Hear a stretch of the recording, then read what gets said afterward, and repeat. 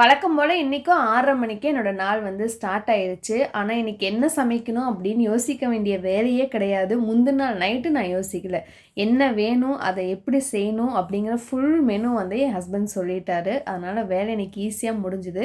வந்ததும் ஃபஸ்ட்டு பால் காய வச்சு எடுத்து வச்சுட்டு, அரிசி, புளி என்னென்ன ஊற வைக்கணுமோ அதை வந்து ஊற வச்சுட்டு, அப்புறம் லேகனுக்கும் எனக்கும் காஃபி, பால் ஆத்தி வந்து குடிப்போம். ஒரு சில நாள் பார்த்தீங்கன்னா, இன்றைக்கி டேவை ஹெல்த்தியாக ஸ்டார்ட் பண்ணுறாடா அப்படின்னு வந்து வெந்தய தண்ணி, சீரக தண்ணி இதெல்லாம் வச்சு குடிப்பேன். ஒரு சில நாள் ஐயோ காஃபி குடிக்கணும்னா பைத்தியமே பிடிச்சிருமே, வேலையே செய்ய முடியாது அப்படின்னு இருக்கும். ஸோ என்னோடய மூட் பொறுத்து மாற்றி மாற்றி பண்ணிக்கிறேன். என்ன மாதிரி தான் உங்களுக்கும் இருக்குமாங்கிறத கமெண்ட்டில் சொல்லுங்கள். என் ஹஸ்பண்ட் கொடுத்த மெனு பார்த்தீங்கன்னா, வெண்டைக்காய் தொக்கு காலையில் சாப்பிட, மதியத்துக்கு தேங்காய் சாதமும் உருளைக்கிழங்கு ஃப்ரையும். நான் ஃபஸ்ட்டு என்னென்ன தேவை அப்படிங்கிறத பார்த்து கட் பண்ணி எடுத்து வச்சுக்குவேன். வெண்டைக்காய் கட் பண்ணிவிட்டு உருளைக்கிழங்கு தோல் உரிச்சிட்டு தேங்காய் வந்து துருவி எடுத்து வச்சுருவேன். தேங்காய் எங்கள் மரத்து காய், இப்போ எங்கள் மரத்தில் நிறைய காய்க்கு பருப்பு வந்து சூப்பராக இருக்குது.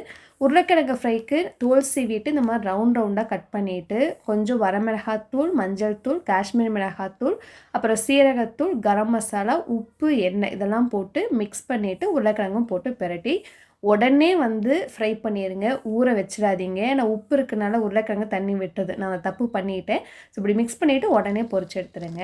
தேங்காய் துருவுற மிஷின் பற்றி நிறைய பேர் ரிவ்யூ கேட்டிருந்தீங்க. 4 வருஷமாக யூஸ் பண்ணுறேன். குவாலிட்டி சூப்பராக இருக்குது. டாக்பாட்டில் கொடுக்குற தேவைப்பட்டால் செக் பண்ணி பாருங்கள். வெண்டைக்காய் தொக்கு ஒரு பக்கம் வெண்டைக்காயை ஃப்ரை பண்ணிவிட்டு, இன்னொரு சைடு எப்பயும் போல் புளிக்குழம்புக்கு நம்ம செய்வோம்ல அந்த மாதிரி வெங்காயம், தக்காளிலாம் போட்டு வதக்கி நல்லா எண்ணெய் பிரிஞ்சதும் ஃப்ரை பண்ணியிருக்க வெண்டைக்காயை போட்டு கொஞ்சமாக புளி ஊற்றி திக்கானதுக்கப்புறம் இறக்கிட்டோம்னா அவ்வளோதான். காலையில் சாப்பாடு பார்த்திங்கன்னா தோசையும் சட்னியும், அதுவும் சைட் பை சைட் வேலை நடந்துகிட்டு இருந்தது.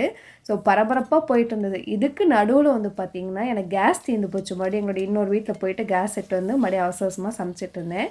தேங்காய் சாப்பாட்டுக்கு வந்து பார்த்திங்கன்னா வெங்காயம், 2 காஞ்ச மிளகாய், கடுகு, கருவேப்பிலை போட்டு நல்லா வதங்கினதுக்கப்புறம் தேங்காய் போட்டு ஒரே நிமிஷத்தில் சாப்பாடு போட்டுங்க. ரொம்ப ஃப்ரையாக விட்டாதீங்க, இல்லைன்னா மதியம் சாப்பிட முடியாது.